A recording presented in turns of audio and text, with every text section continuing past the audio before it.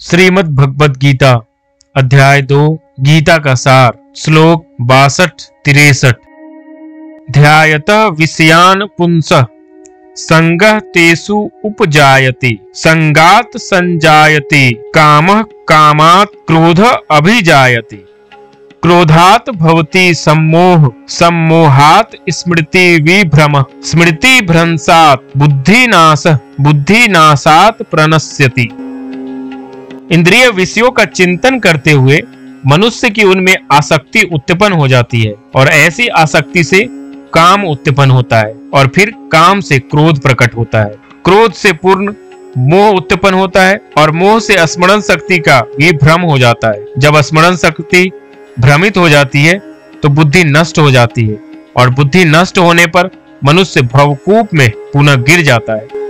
भगवान के परायण न होने से, भगवान का चिंतन न होने से विषयों का ही चिंतन होता है। कारण कि जीव के एक तरफ परमात्मा है और एक तरफ संसार है। जब वह परमात्मा का आश्रय छोड़ देता है तब वह संसार का आश्रय लेकर संसार का ही चिंतन करता है, क्योंकि संसार के सिवाय चिंतन का कोई दूसरा विषय रहता ही नहीं। इस तरह चिंतन करते करते मनुष्य की उन विषयों में आसक्ति, राग, प्रियता पैदा हो जाती है। आसक्ति पैदा होने से मनुष्य उन विषयों का सेवन करता है। विषयों का सेवन चाहे मानसिक हो चाहे शारीरिक हो, उससे जो सुख होता है उससे विषयों में प्रियता पैदा होती है। प्रियता से उस विषय का बार बार चिंतन होने लगता है। अब उस विषय का सेवन करे चाहे ना करे, पर विषयों में राग पैदा हो ही जाता है।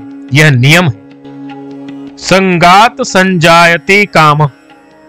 विषयों में राग पैदा होने पर उन विषयों को प्राप्त करने की कामना पैदा हो जाती है कि वे भोग वस्तुएं मेरे को मिले। कामात् क्रोधः अभिजायते। कामना के अनुकूल पदार्थों के मिलते रहने से लोभ पैदा हो जाता है और कामना पूर्ति की संभावना हो रही है पर उसमें कोई बाधा देता है तो उस पर क्रोध आ जाता है। कामना एक ऐसी चीज है जिसमें बाधा पड़ने पर क्रोध पैदा हो ही जाता है। वर्ण, आश्रम, गुण, योग्यता आदि को लेकर अपने में जो अच्छाई का अभिमान रहता है, उस अभिमान में भी अपने आदर, सम्मान आदि की कामना रहती है। उस कामना में किसी व्यक्ति के द्वारा बाधा पड़ने पर भी क्रोध पैदा हो जाता है। कामना रजोगुनी वृत्ति है, सम्मोह तमोगुनी वृत्ति है और क्रोध रजोगुण तथा तमोगुण के बीच की वृत्ति है। कहीं भी किसी भी बात को लेकर क्रोध आता है तो उसके मूल में कहीं न कहीं राग अवश्य होता है।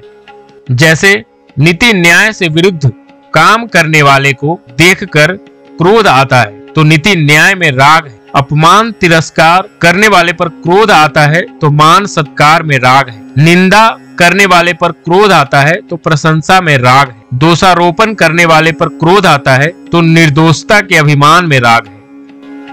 क्रोधात् भवति सम्मोह।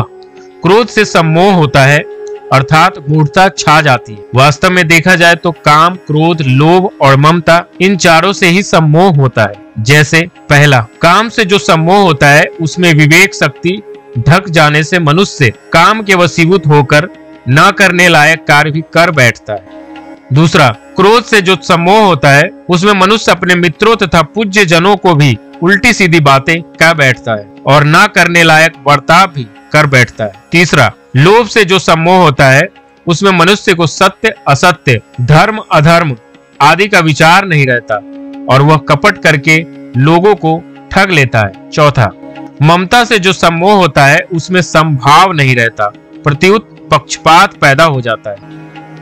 अगर काम, क्रोध, लोभ और ममता इन चारों से ही सम्मोह होता है तो फिर भगवान ने यहाँ केवल क्रोध का ही नाम क्यों लिया? इसमें गहराई से देखा जाए तो काम, लोभ और ममता इनमें तो अपने सुख भोग और स्वार्थ की वृत्ति जागृत रहती है, पर क्रोध में दूसरों का अनिष्ट करने की वृत्ति जागृत रहती है।